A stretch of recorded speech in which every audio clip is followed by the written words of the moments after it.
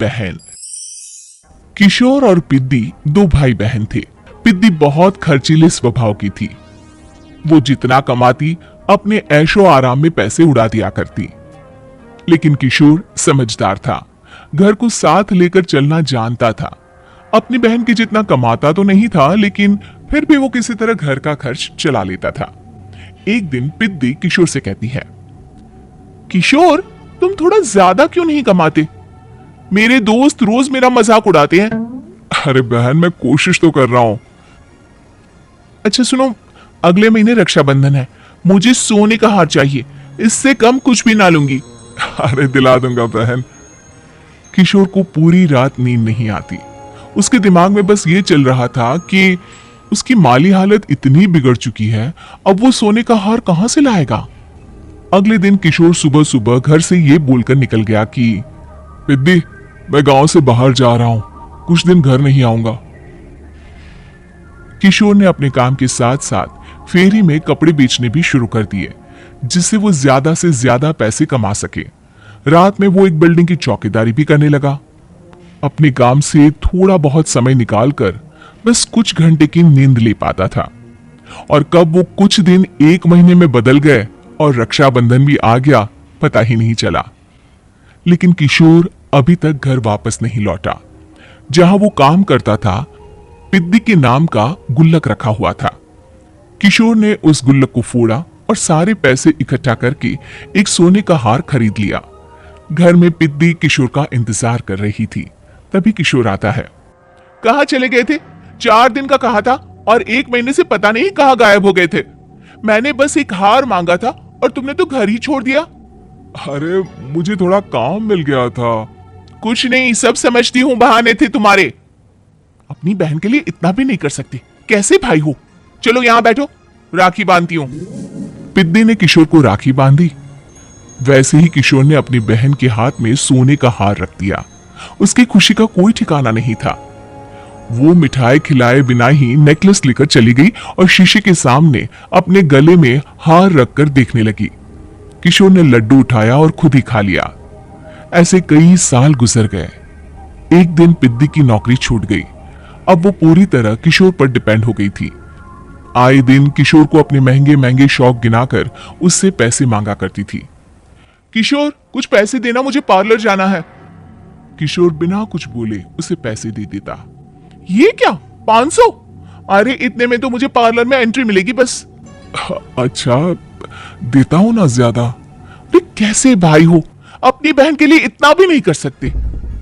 किशोर ने जेब से 2000 का नोट निकाला और उसे दे दिया।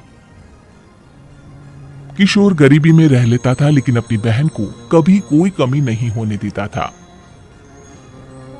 बेटा, पिद्दी तुम्हारी बहन है, उसे कभी किसी चीज की कमी मत होने देना और उसका ध्यान रखना, क्योंकि भाई का फर्ज होता है अपनी बहन का ध्यान रखना।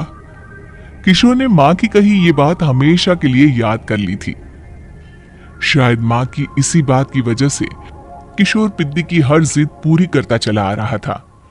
किशोर, आज मैं अपने दोस्तों के साथ पार्टी करने जा रही हूं, मुझे कुछ पैसे दो ना। किशोर पिद्दी को समझाता है, लेकिन पिद्दी नाराज होकर चली गई और अपने कमरे में सुबक सुबक कर रोने लगी। किशोर अपनी जेब से कुछ पैसे निकालता है और पिद्दी को दे देता है। किशोर खुद कभी अच्छे कपड़े नहीं पहनता, लेकिन पिद्दी को राजकुमारी की तरह रखता। पिद्दी के जाने के बाद किशोर अपने काम पर निकल गया। एक तरफ पिद्दी अपने दोस्तों के साथ मस्ती कर रही थी, तो वहीं दूसरी तरफ किशोर पैसे कमाने के लिए कड़ी मेहनत कर रहा था। कुछ और दिन ऐसे ही बीत गए। एक दिन पिद्दी एक लड़के को लेकर घर आई और उसे किशोर से मिलवाया। किशोर, मुझे इस लड़के से शादी करनी है, लेकिन इनके मम्मी पापा बोल रहे हैं कि उनको दहेज में एक कार चाहिए, तभी वो मेरा और पंकज का रिश्ता कबूल करेंगे। लेकिन बहन, कार खरीदना कोई सब्जी खरीदने के बराबर तो नहीं है।